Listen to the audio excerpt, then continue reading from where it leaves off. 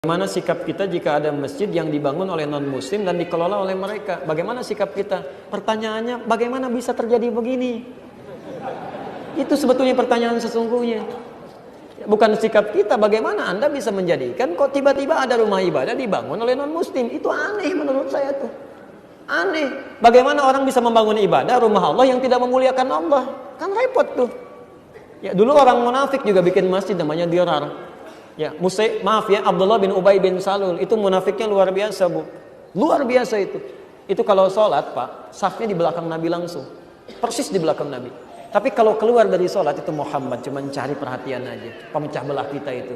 Dia punya masjid, kita juga bikin masjid yang lain. Masya Allah.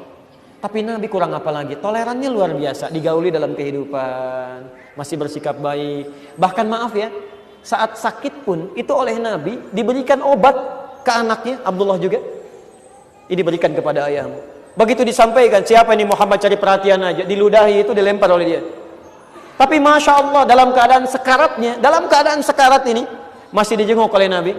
Dengan sahabat-sahabatnya, ada Umar bin Khattab, ada yang lainnya. Kata Abdullah bin Ubay bin Salul, karena yang nengok Nabi dan sahabat yang lain, dia masih ingin merasa dihormati, diagungkan. Ya Rasulullah, perkenankan saya wafat dalam keadaan mengenakan jubah terbaik Anda. Jadi meninggalnya pun masih pengen ingin dilihat orang juga. Ya Rasulullah, tolong boleh nggak saya kenakan jubahnya supaya saya meninggal dalam keadaan mengenakan jubah Rasulullah. Umar bin Khattab saking gregetan ya, mengatakan pada Rasulullah, ya Rasulullah izinkan saya memisahkan kepala dari badan orang ini. Umar itu. Ya. Jadi masih cari perhatian di belakang, kamu saya anaknya begitu, di depan cari perhatian. Kata Nabi, la ya Umar faqatil jubah. Jangan ya Umar, ini cuma pakaian aja. Kalimat Nabi ini menunjukkan bahwa segala yang melekat pada Nabi tidak perlu dikultuskan. Karena tugasnya pada risalahnya, bukan pada yang melekat pada beliau. Sekalipun kita hormati itu, tapi jangan dikultuskan. Awas, hati-hati. Kata Nabi, nggak apa-apa, cuma jubah saja. Orang ini wafat mengenakan pakaian Nabi, tapi dicap sebagai orang munafik di muka bumi. Itulah Abdullah bin Ubay bin Salul. Hidupnya begitu menyulitkan, matinya sangat kolokan itu. Nah, tapi ketika dia kemudian mengatakan, Muhammad, cuma cari perhatian, kita bangun masjid lain, namanya Dirar. Dia bangun Dirar itu. Ternyata masjidnya digunakan, maaf, bukan untuk ibadah, tapi hanya digunakan untuk perbuatan makar. Agak ramai ini sekarang kata-kata makar ya, hati-hati ini. Sudah mau itu dikerjakan, apa yang dia kerjakan? Himpun orang. Dengan cara yang frontal. Langsung turun wahyu, disampaikan kepada Nabi sallallahu alaihi wasallam. Itu ada bangunan disebutkan atas nama Allah tapi isinya bukan. Awas, makar itu tidak hanya bisa langsung. Bisa dengan cara yang halus, tiba-tiba dibangun, mengarahkan, dipetakan macam-macam. Kata Allah disampaikan kepada Nabi sallallahu alaihi wasallam, hati-hati, itu tidak tepat itu. Ya, diperintahkan untuk dihancurkan. Hancurkan. Ya.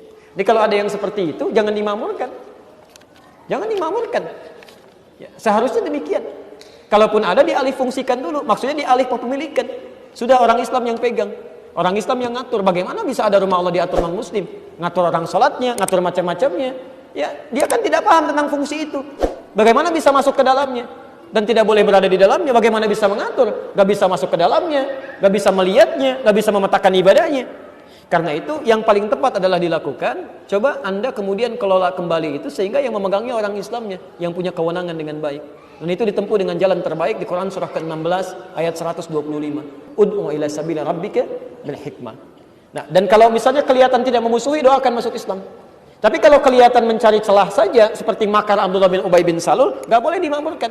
Kalau kelihatan itu modus, hanya ingin ngambil sesuatu yang ingin diharapkan saja.